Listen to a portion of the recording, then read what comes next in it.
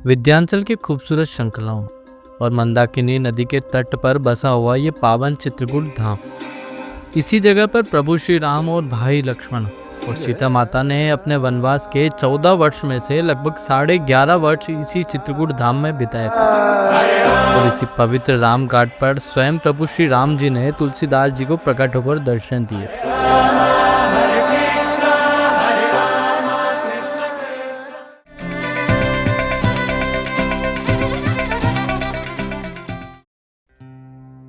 शाम ढल चुकी थी। अब हमारे पास लिमिटेड दिन ही थे। अब चित्रकूट जैसे पवित्र धाम को 4 से 5 घंटों में कैसे विजिट किया जा सकता है। जागो रे देखो रे दुनिया ये देखो रे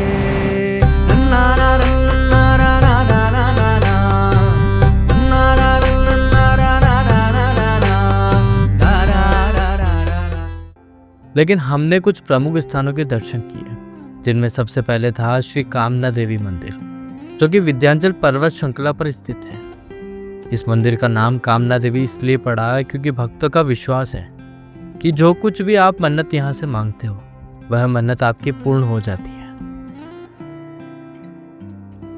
अगले हमारे दर्शन की बारी थी माता सती अनुसुईया के टेम्पल को विजिट करने की। यह टेम्पल मुख्य शहर से लगभग 15 किलोमीटर दूर विंध्याचल के जंगलों के बीच मंदाकिनी नदी के तट पर बसा है। ये तो हमने रात में इन जंगलों को पार किया, लेकिन अगर यही दिन का सीनिक व्यू होता तो भाई क्या ही नज़ारा होता। जंगलों के बीच एक साफ सुथरी और पवित्र नदी। अब हम पहुंच जाते हैं माता सती अनुसुईया के टेम्पल को, जिसके जस्ट फ्रंट में यह व्यू, वो भी रात में। तो भाई मॉर्निंग में क्या ही रहता होगा।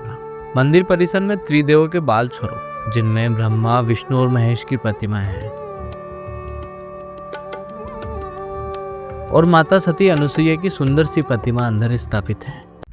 चित्रकूट धाम का हमारा अगला स्थान था जानकी कुंड।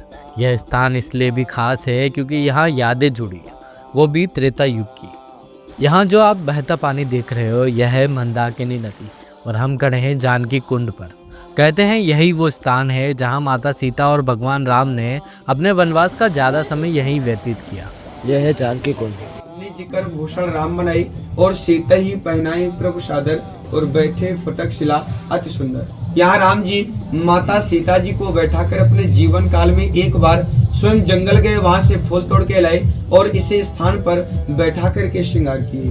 तब इंद्र का पुत्र जयंत तो प्रभु राम जी की परीक्षा, क्योंकि वो जानना चाह रहा था, वो भ्रमित था कि भगवान कैसे जो स्त्री का श्रृंगार कर रहे हैं। अगर भगवान होते तो स्त्री का श्रृंगार नहीं करते।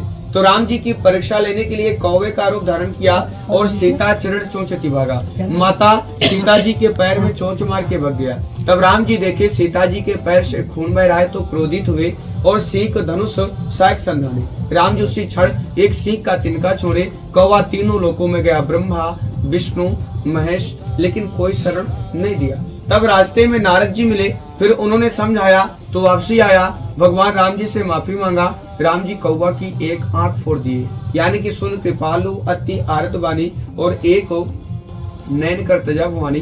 तब से आज भी पूरे संसार में कौवे एक आंख से देखते हैं। वो भगवान राम जी का बायां पैर, दाहिना घुटना और दाहिना अंग उठा।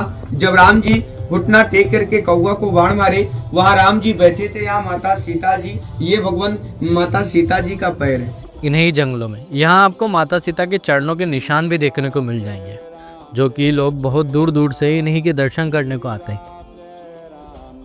अब हम यहाँ से तुलसीदास पीठ के दर्शन को चलते हैं।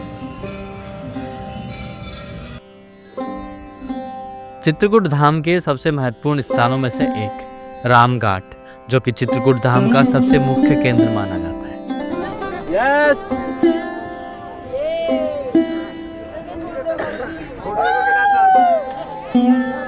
राम घाट वही स्थान है जहां प्रभु राम, माता सीता और लक्ष्मण जी नित्य स्नान करते थे।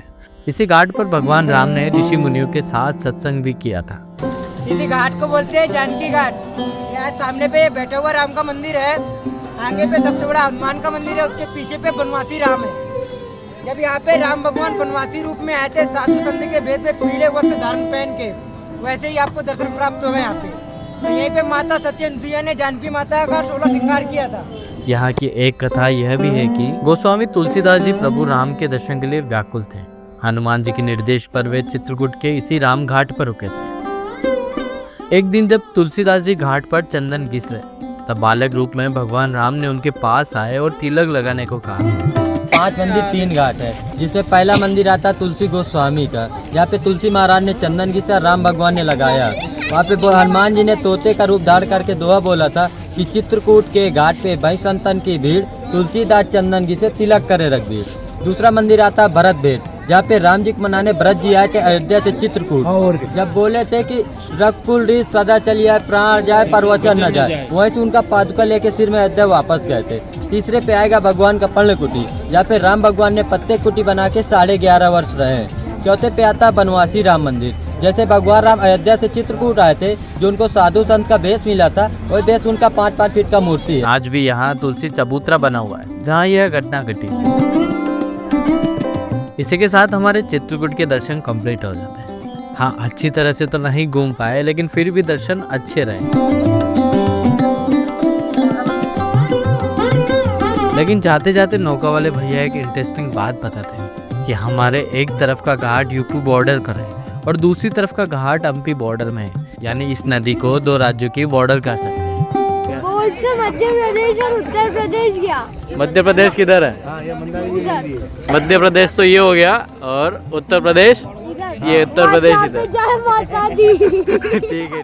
चित्र घाट को बोलते हैं राघोपुरा घाट। यहाँ पे राम जी ने अपने पिताजी का बालू का पिंडदान बना के यहाँ पे श्राद्ध किया था। तो यहाँ पे 3 नदियों का संगम होता है। पहली नदी है मंदाकिनी है, दूसरी आती है पैसनी, वो कामतगिरी पार्वती, और तीसरी है गायत्री, जो कि साल में एक बार मकर संक्रांति के दिन यहाँ पे दूध की धारा बन के निकलती है।